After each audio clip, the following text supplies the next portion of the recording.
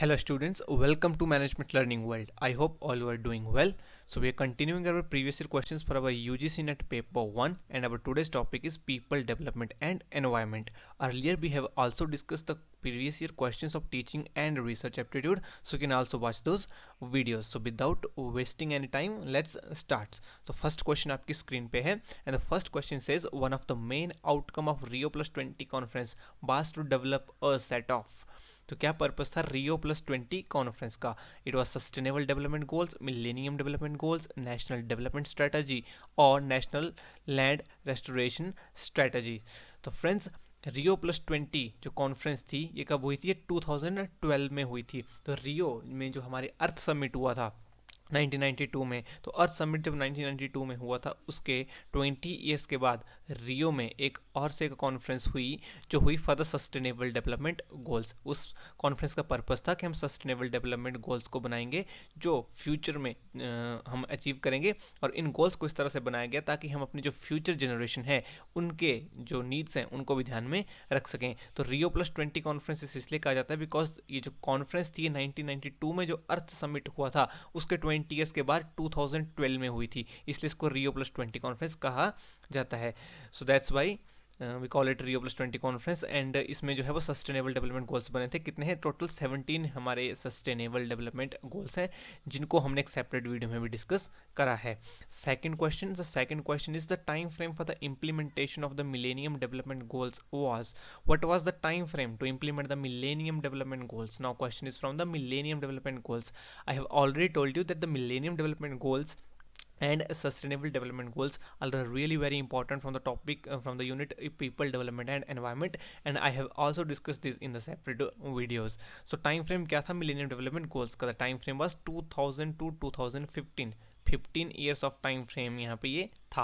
और 2015 के बाद रियो प्लस 20 कॉन्फ्रेंस जो 2012 में हुई थी उसके बाद सस्टेनेबल डेवलपमेंट गोल्स को अचीव करने के लिए उसको इम्प्लीमेंट उस प्लान को करा गया था 2015 के बाद, और उसकी टाइम फ्रेम है 2015 टू 2030. तो जो मिलेनियम डेवलपमेंट गोल्स हैं टोटल 8 गोल्स थे ये थे, और इनकी जो टाइम फ्रेम थी वो 2000 से 2015 तक थी for the 15 years. Now the question number 3 is the oligotrophic lakes are characterized by. So oligotrophic lakes किससे कैरेक्टराइज हम कर सकते हैं?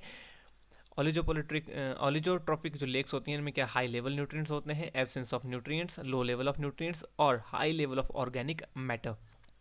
तो students, there are two types of lakes हम यहाँ पे बात करेंगे, oligotrophic lakes and eutrophic lakes. So oligotrophic lakes जो होती हैं इनमें लो लेवल्स ऑफ न्यूट्रिएंट्स होते हैं, इसका आंसर आपका थर्ड होगा. और जो यूट्रॉफिक लेक्स होती हैं जिसे हम यूट्रोफिकेशन भी कहते हैं जहाँ पे हाई लेवल ऑफ न्यूट्रिएंट्स उनमें होते हैं, तो ऑलिगोट्रॉपिक में होते हैं लो लेवल ऑफ न्यूट्रिएंट्स. इस तरह की लेक्स में जो वाटर होता है उसमें जो एल्गल ग्रोथ है वो बहुत कम होती है, और उसमें लो लेवल ऑफ न्यूट्रिएंट्स होने की वजह से जो वाटर है वो काफ़ी ज़्यादा फ्रेश होता है और डायरेक्टली ड्रिंकेबल वाटर इस तरह का होता है. तो ऑलिगोट्रॉपिक लेक्स में लो लेवल ऑफ न्यूट्रिएंट्स पाए जाते हैं. Fourth question, with increase in the temperature the dissolved oxygen content in the water body will. तो जब इंक्रीज होगा टेम्परेचर में डिसॉल्व्ड ऑक्सीजन कंटेंट जो वाटर बॉडी में क्या होगा? It will decrease, increase, remain constant और मे इंक्रीज और decrease depending on the temperature range. So इस क्वेश्चन में देखिए जब टेम्परेचर में इंक्रीज होगा तो जो डिसॉल्व ऑक्सीजन कंटेंट है वाटर बॉडीज में ये डिक्रीज हो जाएगा. इनमें जो है इनवर्स रिलेशनशिप यहाँ पे देखा जाता है, जैसे ही आपके टेम्परेचर में इंक्रीज होगा dissolve oxygen content in the water bodies will decrease. Fifth question is, consider the following statements about the Millennium Development Goals adopted by the United Nations. So friends, as you can see that there are a lot of questions are being asked from the Millennium Development Goals and Sustainable Development Goals in the previous year's questions. So these two topics are the very high important topics for you under the unit People Development and Environment. तो यहाँ पर कुछ statements दी गई हैं about the Millennium Development Goals. So eradicate poverty and hunger, improve maternal health, responsible consumption and production, and reduce child mortality. And you have to choose your correct answer out of these four options. Which of the options are the Millennium Development Goals? So आपको एक eliminate यहाँ से करना है, 3 option आपके answer होंगे. सो eradicate poverty and hunger ये आपके Millennium Development Goals में है. इम्प्रूव मैटरनल हेल्थ भी मिलेनियम डेवलपमेंट गोल्स में है. What your responsible consumption and production ये नहीं है, ये सस्टेनेबल डेवलपमेंट गोल्स का पार्ट है. And reduce child mortality is also part of the millennium development goals. So your answer is a, B and d. Here is third option. Sixth question is a night assertion reason type. This is a question. So night time temperature of the central part of the city are high, generally higher than those over the surrounding rural areas, and the reason is the radiation loss over the urban areas are less than over the rural areas.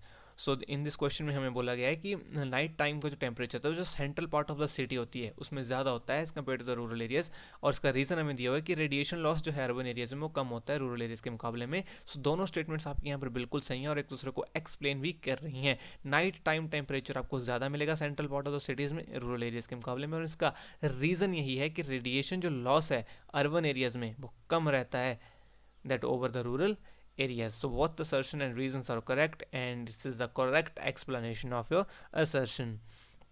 Seventh question is which of the following disaster belongs to the nuclear disaster.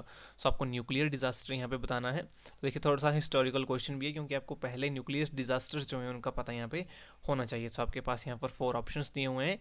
So Fukushima के बारे में तो आप सभी को यहाँ पर पता ही होगा, ये एक न्यूक्लियर डिजास्टर था. बाकी आपको थोड़े अनफेमिलियर यहाँ से लग सकते हैं. सो इन दिस क्वेश्चन आपको जो द लव कैनल डिजास्टर है ये एक न्यूक्लियर डिजास्टर नहीं है. The rest 3 are the nuclear disaster. So your answer is the first option A B and C. जो लव कैनल डिजास्टर है ये एक एनवायरमेंटल डिजास्टर्स में कंसिडर किया जाता है, ये न्यूक्लियर डिजास्टर नहीं है. Rest 3 are the nuclear disasters. Eighth question is the Paris Agreement aims to limit the temperature rise in century by how many degrees Celsius above the pre-industrial level. So very important question from a very important topic which is the Paris Agreement. So Paris Agreement ने temperature को limit करने का एक लक्ष्य रखा हुआ है, और ये कितना है, कितने जो यानी कि यहाँ पे हमें बताया गया कि जो टेम्परेचर है वो राइज हो रहा है, ग्लोबल टेम्परेचर राइज हो रहा है. सो हमें उस राइज जो टेम्परेचर हो रहा है उसको लिमिट करना है, वो कितने डिग्री सेल्सियस तक हमें उसको लिमिट करना है. So this answer is the 2 degree Celsius.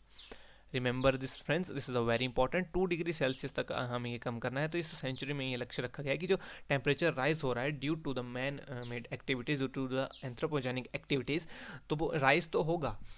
Rise क्योंकि इतनी सारी डेवलपमेंट्स हो रही हैं तो टेम्परेचर तो राइज होगा, लेकिन हम ये कोशिश करेंगे कि जो प्री इंडस्ट्रियल लेवल था हमारा वहाँ से जो इसका जो राइज है वो 2 डिग्री सेल्सियस से ज़्यादा ना हो. और पेरिस एग्रीमेंट में ये स्पेसिफिकली कहा गया है कि कोशिश करेंगे कि 2 डिग्री से नहीं 1.5 डिग्री सेल्सियस से राइज हो. ऑफिशियली जो उसका टारगेट है वो 2 डिग्री सेल्सियस है, लेकिन उसमें ये मैंशन है कि कोशिश करनी है कि 1.5 तक ही ये राइज वहाँ पर करे. सो इसका आंसर हमारा 2 डिग्री सेल्सियस हो जाएगा. और पेरिस एग्रीमेंट एक इंपॉर्टेंट टॉपिक है, इसकी चर्चा एक अलग से वीडियो में ज़रूर करेंगे.